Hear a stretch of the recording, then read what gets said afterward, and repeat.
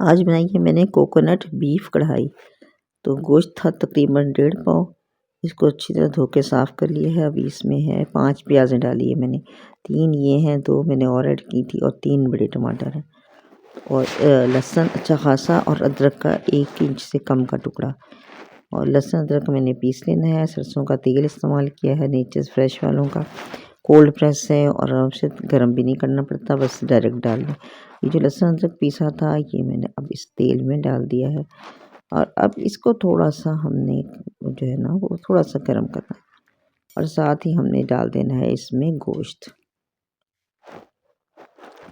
इस गोश्त डाल के इसकी करनी है भुनाई। इतनी देर में जो भुनता है, इतनी देर में ये प्याज़ें मैंने काट ली हैं और ये टमाटर काट लिए और जो लहसुन अदरक का पानी था जो मैंने लहसुन अदरक डाल दिया था, जो थोड़ा-सा रह गया था वो पानी सा वो मैंने इसमें डाल दिया गोश्त में। अब ये गोश्त का रंग बदल गया है और इसको अच्छी तरह थोड़ा-सा भून लिया है।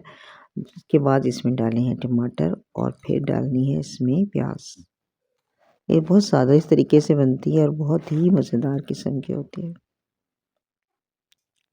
तो ये डाल दी। अब इसमें हस्बे ज़ायका नमक इसमें थोड़ा है क्योंकि इसमें मिर्चें जो है ना वो भी इतनी ज़्यादा नहीं डाली, हरी डाली हैं।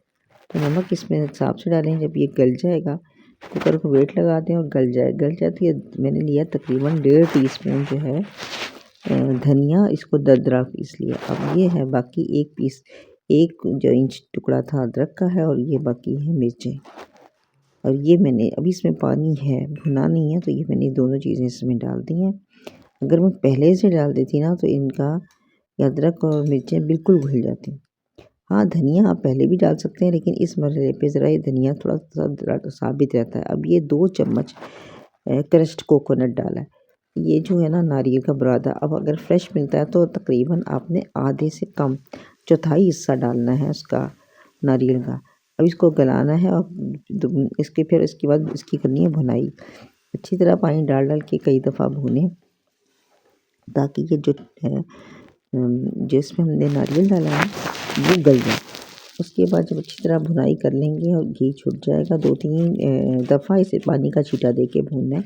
तो उसके बाद इसमें थोड़ा-सा पानी डालना है क्योंकि ये बहुत खुश्क हो चुका है, तो थोड़ा-सा पानी डालेंगे तो ज़रा-सा अच्छा हो जाएगा।